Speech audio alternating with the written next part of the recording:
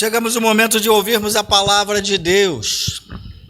E como cantamos o hino sobre a Bíblia, ela é a nossa inspiração para pregar a palavra. Queremos convidar os irmãos a abrirem sua Bíblia na primeira epístola de João, do capítulo 1. Todo o capítulo 1 e os versículos 1 e 2 do capítulo 2 da epístola de João.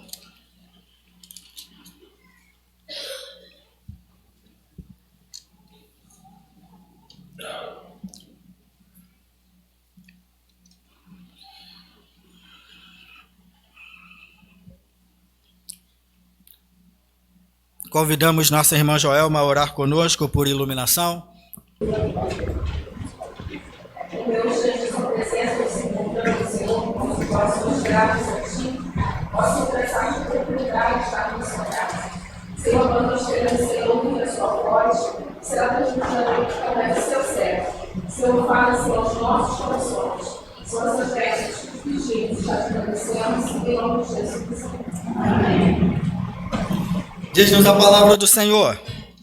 O que era desde o princípio, o que temos ouvido, o que temos visto com os nossos próprios olhos, o que contemplamos e as nossas mãos apalparam com respeito ao verbo da vida.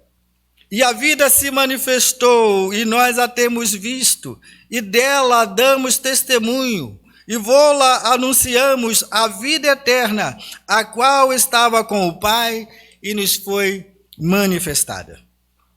O que temos visto e ouvido, anunciamos também a vós outros, para que vós igualmente mantenhais comunhão conosco. Por essa razão, pois, amados, esperando essas coisas, empenhai-vos por serdes achados por ele em paz. Desculpa.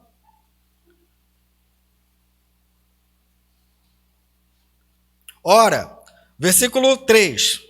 O que temos visto e ouvido, anunciamos também a vós outros, para que vós igualmente mantenhais comunhão conosco. Ora, a nossa comunhão é com o Pai e com seu Filho Jesus Cristo.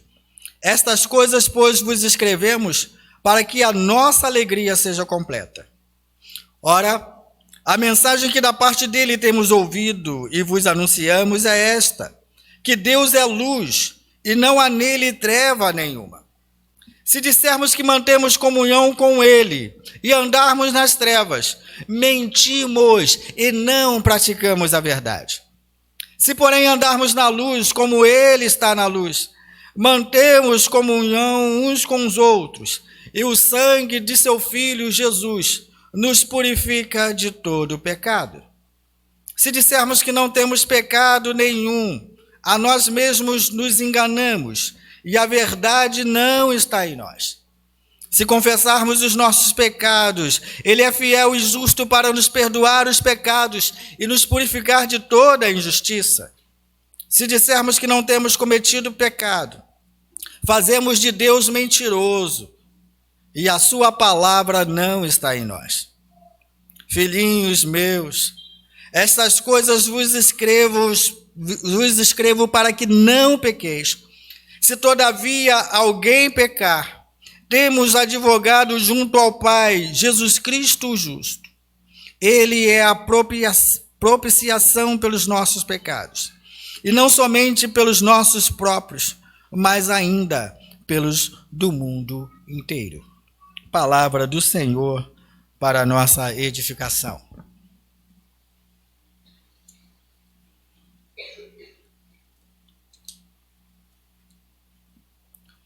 Queridos e amados irmãos, confesso que todos os textos correlatos na nossa liturgia seriam adequados para a pregação dessa noite. É verdade que quem veio domingo passado ouviu o pastor pregando o texto de Marcos capítulo 16 pela manhã, o texto de Atos que nós lemos nessa liturgia já foi pregado há pouco tempo pelo pastor e trazido a clareza desse texto para a compreensão dos irmãos. Ficamos, portanto, com o texto de da epístola do apóstolo João. E esse texto nos traz desafios muito grandes e revelações importantes, das quais devemos nos ater e cuidar em observá-las. A igreja a quem o apóstolo João está se dirigindo trata-se já da segunda geração de crentes, porque ele já anuncia que essa igreja não estão presentes fora ele as pessoas que testemunharam da vida de Jesus, que conviveram com Jesus, que tocaram em Jesus, que ouviram da fonte principal, da fonte primária, as informações do Evangelho. Por isso o desafio do apóstolo João em mostrar essa nova geração de crentes que o testemunho do Evangelho era verdadeiro e que deveria agora fazer parte da história dos crentes que não viram o Mestre ressurreto, não conviveram com o Senhor Jesus, mas que tivessem no seu coração a mesma certeza que esse Senhor e Deus redivivo era o Senhor da igreja, a quem eles deveriam professar fidelidade, amor e dedicação até a volta desse Senhor. Uma outra situação o motivo pelo qual o nosso amigo João está se dirigindo à igreja é o fato de que nessa igreja estava presente já algum sistema doutrinário pernicioso que estava trazendo prejuízo à igreja, no sentimento de algumas lideranças que se levantavam na igreja para apontar que Cristo era um caminho alternativo para a salvação e que esse próprio Senhor Jesus Cristo não existiu em carne. Essa doutrina, conhecida como proto-gnosticismo, já era conhecida no meio da igreja do primeiro século e na igreja primitiva. Basta você abrir em 1 Coríntios capítulo 15, onde o texto bonito que fala sobre a ressurreição de Cristo, há uma advertência do apóstolo Paulo para a igreja dizendo: há alguns dentre vós que afirmam que Cristo não ressuscitou. E por isso a sua ponderação é: se Cristo não ressuscitou, logo é vã a nossa pregação. Já havia, no tempo do apóstolo Paulo, umas doutrinas perniciosas que estavam afetando a igreja de Corinto. A igreja de Colossenses, nós vemos então uma outra carta do apóstolo Paulo, que também conhecida por essa linhagem de pessoas que se convertiam ao Evangelho de Cristo e queriam aliciar ou queriam juntar as suas filosofias o Evangelho do Senhor Jesus Cristo, fazendo com que essa conjugação trouxesse também esse proto-gnosticismo, colocando a igreja debaixo de uma obrigação. E essa doutrina estava, então, de modo pernicioso, alcançando a igreja dos Colossenses. Paulo ainda está na primeira geração da igreja. E absurdamente, queridos, as 2 primeiras décadas da igreja que agora alcançam os gentios está recheada de pessoas que queriam que a igreja pudesse viver esse sincretismo, essas coisas estranhas que desmascaram e descaracterizam o evangelho genuíno, que apresentam Jesus Cristo como o único e suficiente Salvador. João agora está já no final do primeiro século, escrevendo uma geração de igreja que não viu o Senhor face a face e que estava sofrendo a mesma situação e agora um pouco mais rebuscada, Porque embora essas pessoas acreditassem que estavam cultuando ao Senhor Jesus, todas as vezes que se reuniam domingo após domingo, elas estavam também adorando a outras entidades e divindades que, segundo eles, funcionavam como alternativas. E o que eles faziam eram descaracterizar a mensagem genuína do Evangelho. A primeira coisa que encontramos nesse texto é a afirmação apostólica de uma doutrina que foi firmada, da qual toda a igreja deve seguir. É a declaração de que Jesus é o Cristo, de que Jesus é o Messias. E uma frontal disposição de demonstrar, contrariamente ao que essas pessoas diziam, que Jesus não era um ser humano real, e sim uma aparência. Naquele tempo, eles gostavam de dar alguns nomes ao movimento, e o movimento que eles tinham naquele tempo era um docetismo, do verbo dokel, de aparência, e eles acreditavam que Jesus era parecido com um fantasma, ele não tinha um corpo humano. E a primeira declaração do apóstolo é dizendo: nós tocamos, nós apalpamos, ele é real. Quando ele declara essa verdade no versículo 1, ele diz: olha, os nossos olhos contemplaram, e não era um fantasma. Nossos olhos viram, nós apalpamos a respeito do verbo da vida, e a vida se manifestou, e nós a vimos, e damos testemunho, e vô-la anunciamos a vida eterna, da qual estava com o Pai e nos foi manifestada. Não há verdade que não possa sobrepor a qualquer tipo de mentira, ainda que essa mentira seja muito bem contada. A pregação do Evangelho, queridos, sobrevive há milênios, numa declaração viva de que temos um Salvador, que morreu para ser o redentor da sua igreja, e até a volta de Jesus. A declaração da morte e da ressurreição do nosso Mestre deve ser a fiel exposição da palavra, que salva, que transforma, e é suficiente para tornar as pessoas apreendidas ao banco da igreja, para terem os seus corações ardendo, cheios da presença do Espírito Santo e motivados a servir ao Senhor com alegria. É verdade, queridos, que olhamos para o Antigo Testamento e vemos ali a declaração do sábio ao Eclesiastes dizendo que não há nada novo debaixo do céu. Nada novo. Eu gosto de fazer um exercício.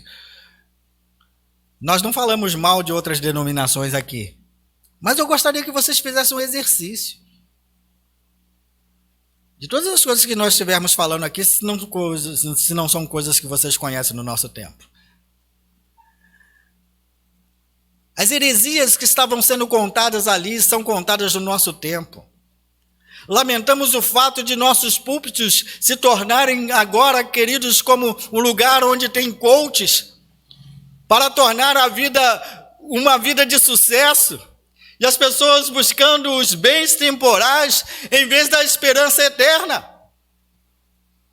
Vivemos também com púlpitos recheados de pessoas que estão muito mais preocupadas em mostrar visões esotéricas. Nossos púlpitos parecem que os pregadores agora estão abandonando a palavra e falando de coisas parecidas com os nossos horóscopos, trazendo previsão para pessoas, coisas horríveis em que um CPF é revelado como poder e demonstração de habilidades humanas, mas que não servem para salvar e trazer as pessoas a se emendarem diante do Deus santo e justo. Basta olhar e ver que as heresias constantes naquele tempo estão sendo revividas no tempo da igreja da nossa era. Lamentamos, irmãos, que o evangelho que apresenta um Cristo Salvador já não seja suficiente para prender as pessoas no banco da igreja e mostrá-los que há suficiência plena como caminho único e suficiente para a salvação de vidas. Fazemos e ouvimos promessas falsas às pessoas. É lamentável que, olhando para aquele tempo, queridos, os líderes se levantavam como uma alternativa, mostrando uma oportunidade de ganho pessoal. Porque quem está estudando com o pastor o livro de Tito, nós vimos lá no capítulo 1, qual é a opção que essas pessoas têm. Em algumas traduções da sua Bíblia, do capítulo 1, está lá, de pessoas que querem o amor ao dinheiro, o amor ao lucro. Não tem amor e paixão pelas almas. E esse é o nosso lamento, porque, embora lá esses líderes se levantassem como opção a uma alternativa de salvação, hoje não.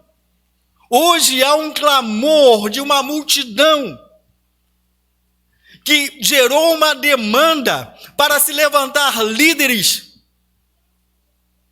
tão profanos que ocupam os nossos púlpitos e resolvem falar de outra coisa que não seja o evangelho genuíno e transformador. Os tempos são outros, mas as heresias são as mesmas. Os tempos são outros, mas não há nada novo debaixo do céu. Se repetem com novas roupagens e seduzem as pessoas que foram convidadas a servir Jesus, renunciando à sua própria vida, em troca de benefícios temporais, tirando-os da esperança e visão da eternidade. Lamentamos que o evangelho que nos apresenta um Cristo que morreu e viveu por nós não seja suficiente para os ouvidos e corações da igreja do nosso tempo. Por outro lado, vimos agora a afirmação apostólica que reside na afirmação do apóstolo João, no versículo 3. O que temos visto e ouvido, anunciamos também a outros, para que vós igualmente mantenhais comunhão conosco. A mensagem do evangelho, queridos, é uma reprodução fiel do que Jesus ensinou no seu ministério. Nada pode ser mudado, nada pode ser alterado. Aquilo que ele declara lá em João, capítulo 14, no versículo 6, dizendo: eu sou o caminho, a verdade e a vida, não pode ser adulterado pelos pregadores contemporâneos. O que vimos e anunciamos deve ser a mensagem que reverbera em pleno século 21, transformando vidas suficientes para se renderem a Cristo, numa autorrenúncia de sua própria vida, não buscando os prêmios desse mundo, olhando para a eternidade, onde a recompensa vem do Senhor.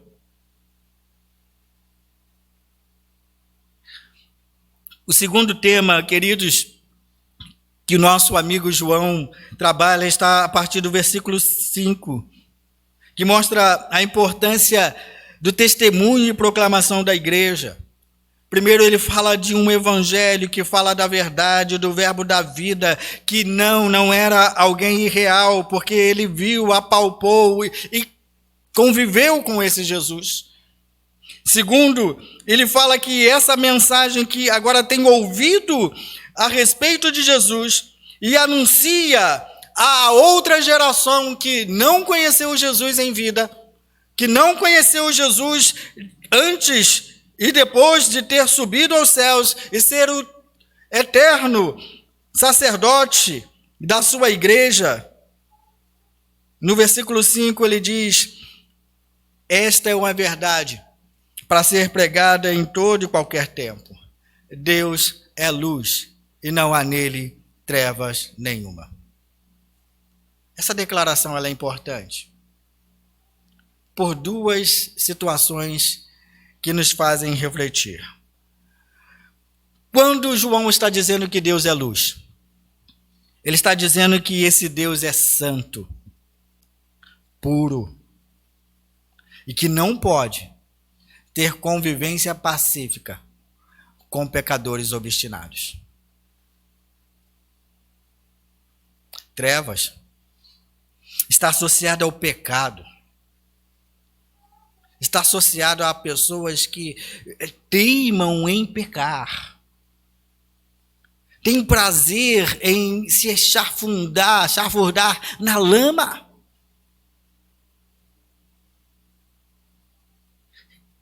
O escritor diz que nas trevas, queridos, um crente, um santo e um pecador, todos dois são iguais. Não há como se perceber a diferença.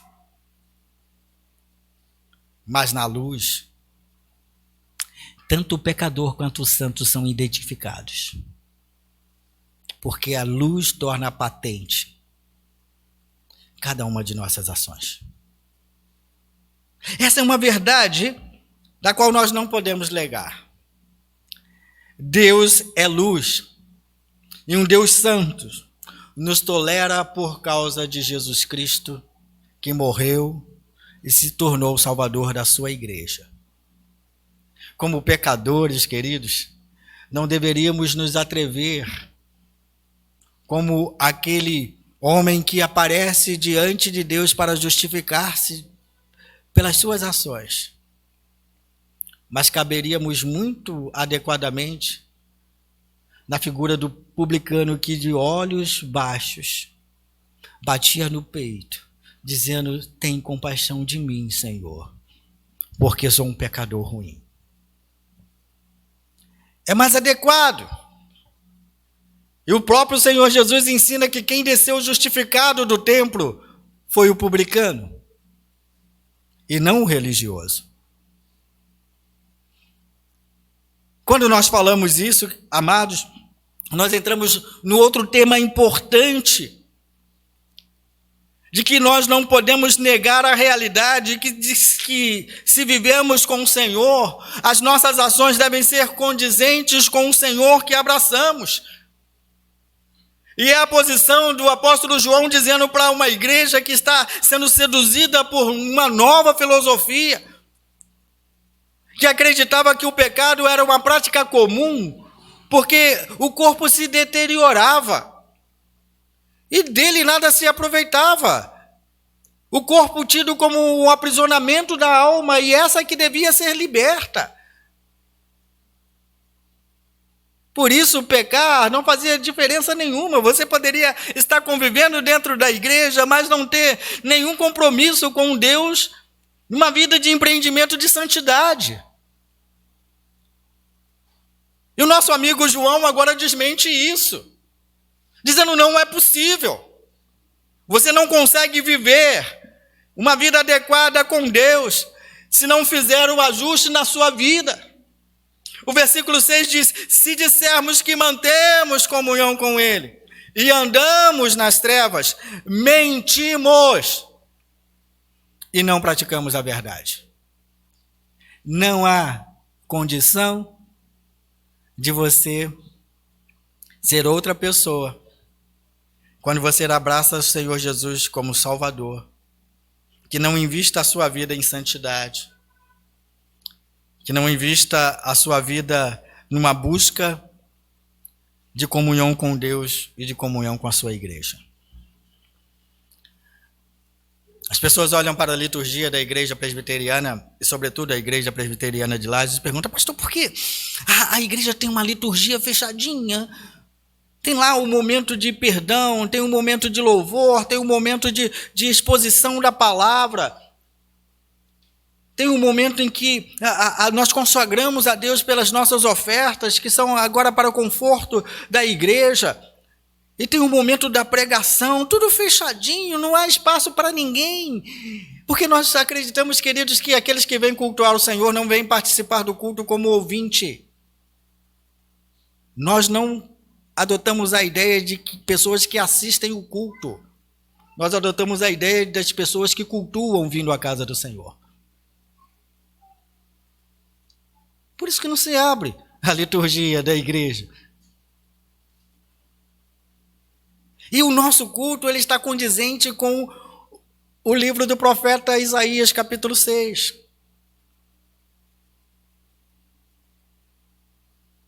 Abre lá. Eu vou devotar um tempo para isso. E enquanto você abre, eu conto a história. O chamado do profeta Isaías é um chamado especial para servir a Deus no momento de crise no povo de Israel. Um rei querido havia morrido, chamado o rei leproso. E esse rei era muito querido pelo povo de Israel. Ao morrer esse rei, chamado rei Uzias, o povo de Israel vê a sua esperança desvanecer. E ter a sua esperança agora frustrada, porque aquele homem, esse rei, mantinha a segurança do povo de Israel, estabilidade diante dos inimigos do povo de Israel, mantendo-os como aliados, e essa segurança trazia muita paz ao povo de Israel. Morre o rei Uzias, morre o rei leproso. E quando Isaías está dentro do templo, como sacerdote, ele não era profeta, ele era de linhagem sacerdotal. Seu chamado para profeta acontece no capítulo 6. E por isso que ele está dentro do templo, fazendo o seu serviço sacerdotal. Ele vê o Senhor. Ele vê o Senhor. Assentado no alto e sublime trono. E diz que a glória do Senhor enchia toda a casa. Esse é o modo como a igreja comparece diante do Senhor. Um Deus que está sentado no alto e sublime trono, que oferecemos louvores e adoração. E pastor, e como fica a confissão de pecados? Então, a confissão de pecados está na situação de Isaías compreender que ele é pecador e que não poderia sobreviver diante de um Deus santo, porque os seus olhos viram o Senhor dos exércitos. Diz ele: ai de mim, que habito no meio de povos de lábios impuros. E os meus olhos viram o Senhor dos exércitos. Como se resolve isso? Lá no Antigo Testamento, sem o advento de Cristo, porque no advento de Cristo, a morte de Cristo resolveu esse problema. Um anjo que está adorando ao Senhor, mostrando que, embora possa haver caos na terra, há adoração nos céus. Ele então vai e, como um Atenaz, pega uma brasa e coloca nos lábios daquele que seria chamado para profeta. Senhor, agora começa uma pregação, uma proclamação. Quem há de ir por nós? E é uma resposta afirmativa.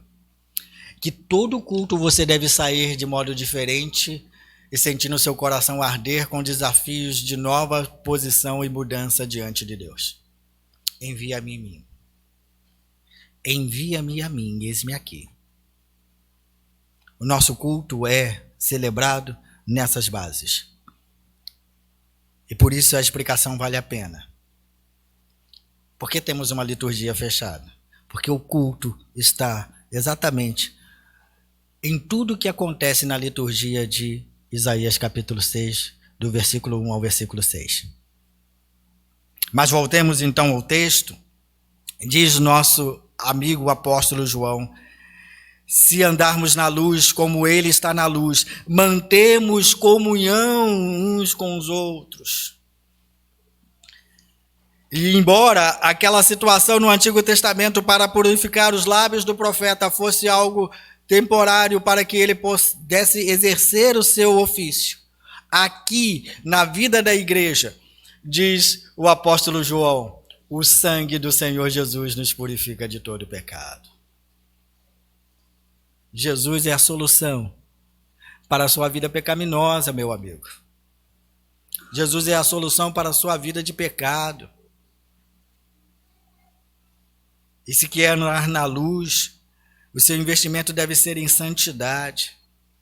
Porque ele resolveu esse problema morrendo no nosso lugar, por mim e por você. Jesus não é um caminho alternativo.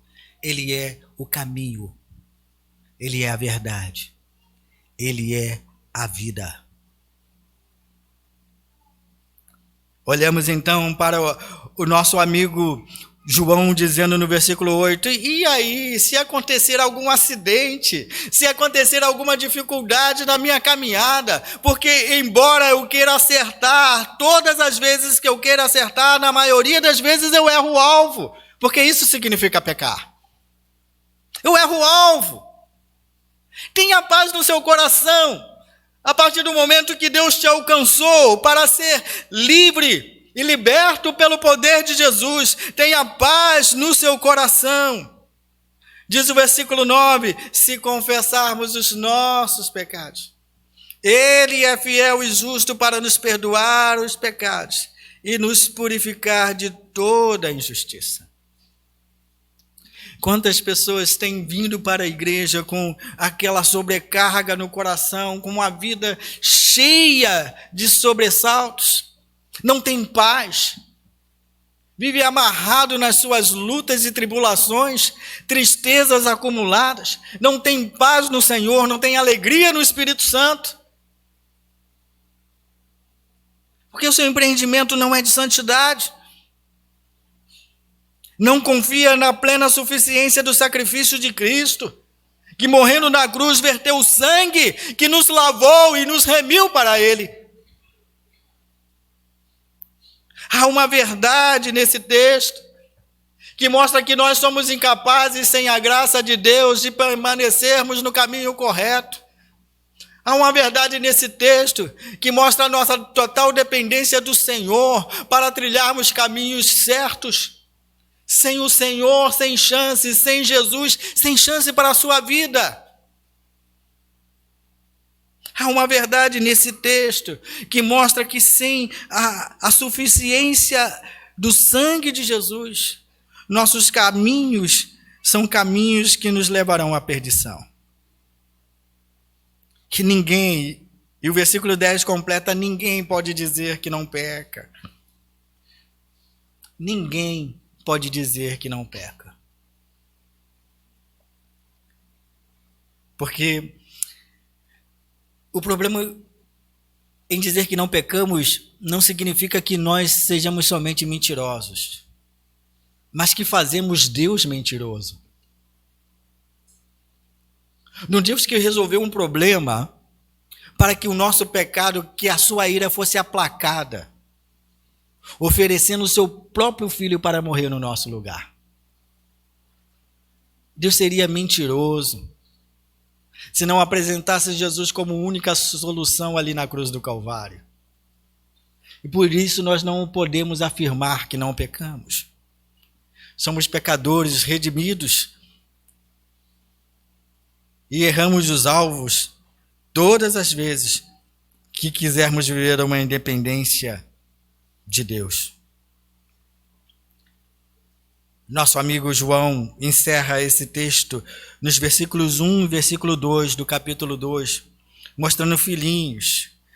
E veja, embora a igreja esteja cheia de situações contraditórias, de doutrinas perniciosas, que podiam trazer a falência de um corpo de Cristo ali naquele lugar, João se dirige à igreja denominando-os de filhinhos. Filhinhos numa figura bem carinhosa. como alguém que se implorasse para dizer: ouça a minha instrução. Me ouça. Não há outra solução. Eu vos escrevi para que não pequeis. Eu vos escrevi para que a sua vida não seja uma vida de empreendimento no pecado, mas que você tenha empreendimento em se santificar. Essa é a declaração do versículo 1 no capítulo 2. Filhinhos, ouça o conselho do idoso João, que está falando já uma segunda geração de crentes no Senhor Jesus. Eu vos escrevi essas coisas para que vocês não pequem. Não tratem o pecado como coisa normal na sua vida cristã, porque não é. O pecado deve ser visto na vida do crente como um mero acidente, porque foi por causa deles que Cristo morreu. Se há prazer no pecado, o único jeito para que você possa se esconder é andando em trevas. É andando em trevas. Mas o versículo 1 ainda completa algo importante. Pode acontecer de você errar o alvo.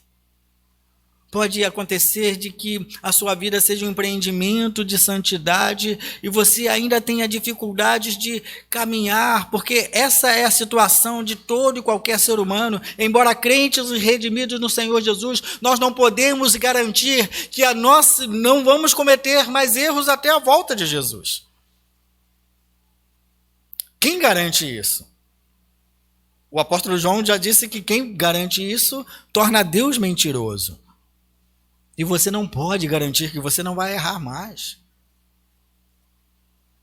Contudo, veja a solução para você. Você ainda tem um advogado. Você tem alguém que funciona como um sacerdote, um sumo sacerdote perante Deus o Pai, intercedendo por você. E esse sacerdote é Jesus, Cristo o justo. A solução, ao entregar a vida para o Senhor Jesus, o seu pecado não pode te trazer a insegurança de que o céu não é para você. O seu pecado deve te trazer constrangimento diante da santidade de Deus. Mas não pode te deixar confortável diante desse Deus Santo. Por outro lado, tem uma solução. Jesus é o teu advogado. Jesus é o teu advogado. Pastor, encerrando essa pregação, como nós resolvemos isso? Irmãos, eu quero fechar essa pregação com uma aplicação prática na sua vida. Procure e tem. Ainda tem um rebanho de Cristo em que a pregação do Evangelho seja uma pregação genuína que aponta a suficiência de salvação do Senhor Jesus Cristo. Fuja dos caminhos alternativos, porque Jesus disse que Ele é o único caminho, a verdade e a vida. Ainda tem igrejas sérias que mostram que esse Jesus é real. Hoje pela manhã eu ouvi um depoimento de uma americana de 88 anos que está com mal de Alzheimer. Ela não se lembra de ninguém. Ela não se lembra dos filhos. Ela não se lembra de coisas que fez durante o dia. E as perguntas eram perguntas objetivas. Mãe, o que você comeu hoje? Ela, não sei. Qual foi o seu almoço? Não sei. Quem é Paulo? Não sei. E aí foi citado o nome de uns filhos, de uma filha, ela não faz ideia de quem seja. Até que alguém pergunta: quem é Jesus? E a mulher que não conhece ninguém diz: ele é o meu Salvador. Ele é o meu Salvador. E é ele quem vai me levar de volta para casa. Nenhuma pessoa com mal de Alzheimer consegue se esquecer da transformação genuína que o Evangelho promoveu no seu coração. Embora se esqueça de todas as pessoas e do que fez no próprio dia, do Senhor Jesus é impossível esquecer. Eu tenho essa história na vida do meu pai, que sofreu de Alzheimer durante quase uma década. E enquanto ele podia falar, ele não se lembrava de nenhum dos seus filhos. Mas quando era visitado, ninguém podia sair da casa sem que ele orasse primeiro. E era uma oração tremenda. Uma oração tremenda. O que Jesus promoveu no seu coração como salvação eterna, irmãos, nem a sua mente pode apagar.